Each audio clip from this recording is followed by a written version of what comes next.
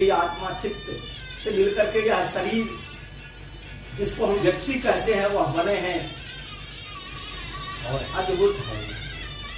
क्षिति जल पावक गगन समीरा पंच तत्व यह रचित शरीरा।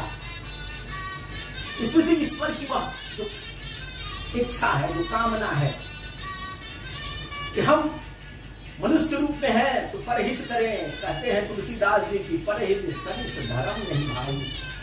और पर क्रिया की बात जो कही गई किसी को पीड़ा नहीं दे, यह अधवाई है, यही पाप है।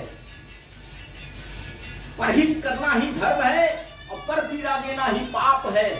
अगर दुनिया में हम चाहते हैं कि सबका जीवन सुखमय हो, क्योंकि भारत का तो संकल्प है कि सर्वे भवन्तु सुखिनः सर्वे सन्तु निरामया सर्वे भद्राणि पश्यन्तु मा कश्चित् दुःखभाग् भवेत्। हम ही कहते हैं कि धर्म की जय हो, अधर्म का नाश हो, प्राणियों में सद्भावना हो, विश्व का कल्याण हो।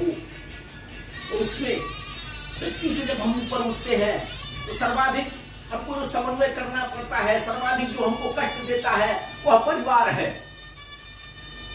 क्योंकि परिवार का कैसे विकास होगा, कैसे पालन पोषण होगा, कैसे मिलजुल करके परिवार रहेगा, यह अपने लिए पहली चुनौती रहती है।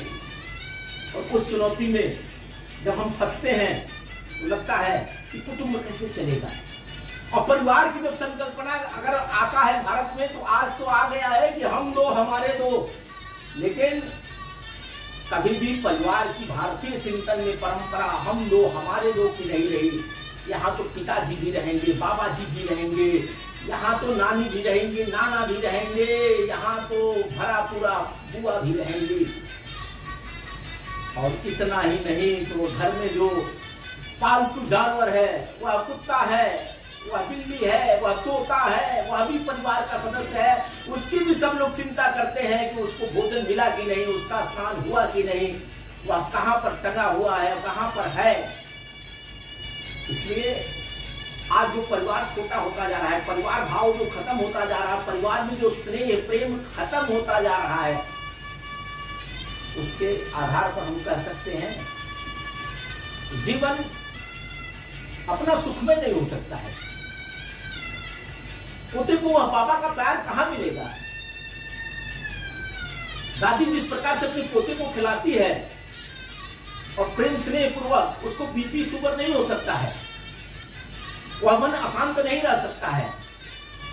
आप मनोरंजन के इधर उधर भटकते हैं, लेकिन ऐसे समय में परिवार में ही लोग कितने खुश रहते थे। याद करिए वह दादी की कहानियां, जब सोते सोते दादी पोते को सुनाया करती थी, वह गीत, क्या आनंद दादी को भी आता था, क्या पोते को भी आता था।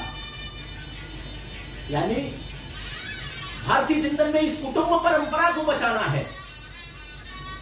कुटुंब अगर बचा रहेगा तो यह समाज बचा रहेगा, यह देश बचा रहेगा, वह परंपरा बची रहेगी। हमारे यहाँ तो धर्म के रिश्ते होते हैं, उसको भी हम प्रेम के साथ, सद्भावना के साथ निभाते हैं। अगर किसी ने हमारी कलाई पर राखी बांध दिया तो उस बहन की हम अस्मिता की रक्षा करने का संकल्प ले लेते हैं। हमारे मन में उसके बारे में कुविचार नहीं आते हैं, कुभाव नहीं आता है। और यहाँ अनेकों ऐसे मत के लोग हैं जो रिश्ते को मानते नहीं, दूर का रिश्ता मानते हैं। लेकिन भारतीय चिंतन में तो जिसका हमने संकल्प ले लिया उस संकल्प को भी मानते हैं। इसलिए महादेव की हम आराधना करते हैं, हम साधना करते हैं। ऐसे बिहार के गांव में चले जाइए तो तमाम महिलाएं मिलकर के शिव चर्चा करती हैं, शंकर की आराधना सब करते हैं। कोई इसमें जाति संप्रदाय मत पंथ का मतलब नहीं है। यह तो सबके जिन्होंने भी याद किया उसका कल्याण किए। भोलेनाथ है, भोले भाले लोगों से लेकर के जिसके मन में पवित्रता भी रहती है उसका भी कल्याण करते हैं। इसका कैसे कभी कभी फंसते भी रहे हैं, अपने भी संकट में कभी कभी आए हैं, लेकिन सबका समाधान उन्होंने निकाला। और घर परिवार में है तो सबसे सामंजस्य करने में माँ पार्वती हमेशा शंकर जी से कुछ प्रश्न खड़ा किया करती थी। इसी में से वो कथा निकली, चाहे राम कथा हो, चाहे अन्य तमाम प्रकार की कथाएं हो। और सब उन समस्याओं का समाधान निकला है। हम अपने सदग्रंथों को कभी अध्ययन करें, पढ़े, आज तो सब प्रकार की सुविधा हो गई है।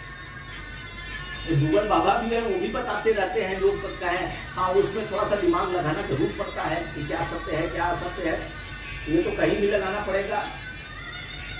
इस नाते से अब हमारी युवा पीढ़ी को भी आवश्यकता है कि धर्मशास्त्रों को कसौटी पर कसे और काल क्रमेण सब जगह अगर हमने जो कालवाही चीजें हैं उसको छोड़ा नहीं तो समस्या रहेगी।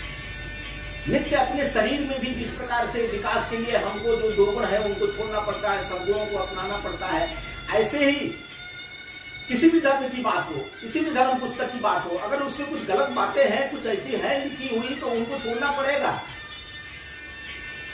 अच्छी बातों को उसमें समावेश करना पड़ेगा, क्योंकि इसकी कहीं भी मनाही नहीं है। इसलिए हिंदू धर्म उदात्त है। यहां संत दर्शन के अलावा चारवाक का भी दर्शन चला है। कहीं किसी को कोई उसमें आपत्ति नहीं रही कराने वाले, लेकिन यहां सब एक समाज के, उच्च समाज के ऐसे तमाम लोग रहे, उनका विचार किस प्रकार का रहा, व्यवहार किस प्रकार का रहा, उसमें से देव और दानवी प्रवृत्तियां बनी, उसमें से लोगों को लगा कि नहीं ये होना चाहिए, ये नहीं होना चाहिए, या अच्छा कर्म नहीं कर रहे हैं, उनको राक्षस की उपाधि नहीं। तो महाराजा रावण भी ब्राह्मण थे, कर्मों के कारण से केवल उनको कह दिया गया कि राक्षस है, आचरण के कारण कह दिया गया। तो हमारा आचरण ही हमारी अवस्था है। हमारा आचरण ठीक रहेगा, शास्त्र सम्मत रहेगा, समाज सम्मत रहेगा, लोक हितकारी रहेगा, तो दुनिया हमसे प्रेम स्नेह करेगी। और जब दुनिया का प्रेम स्नेह हमें मिलेगा तो हम भी प्रेम स्नेह बांटेंगे। हमारे भी अंदर यह जो तनाव है, वह तनाव से हम मुक्ति पा सकते हैं। जीवन को अगर सुख शांति समृद्धि के साथ जीना है तो तनाव से मुक्ति चाहिए ही चाहिए, विचार से मुक्ति चाहिए ही चाहिए। और उसके लिए महादेव ने किस प्रकार से अपने जीवन को चलाया है, वह त्याग, वह तप, वह साधना, वह परिवार भाव, वह लोक कल्याण की भावना, यह सब महादेव से सीखनी चाहिए और आनंद के साथ रहते हुए परिवार को चलाना चाहिए।